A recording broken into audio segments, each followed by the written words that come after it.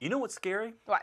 What's scary is that Mike Trout is only 25 years old, and people believe the best is yet to come. Yikes. That's crazy. Yeah. That's scary if you're an opponent there for the Los Angeles Angels of Anaheim. And the fact that he's not surrounded by all these other great bats that some of these other players have in their lineups.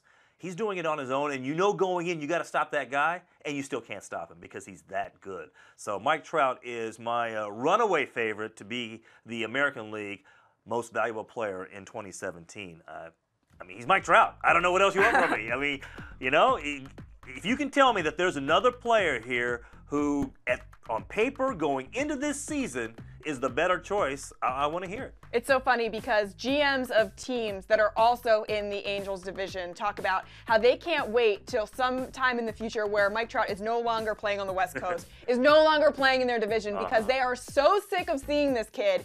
All he does is hit well and field well and run the bases well. I mean, you talk about how quickly he runs the bases. For a guy his size, that to me is one of the most impressive things he does, and it's one of the most underrated, things and moments of his career that we don't really talk about that much. So the fact that he's able to, and then also look like a graceful ballerina out there in the outfield, well, that's where his speed comes catches into play, because he looks like a wide receiver just racing back to the fence and then times it out perfectly to make that leap at the wall to grab the ball before it goes completely over.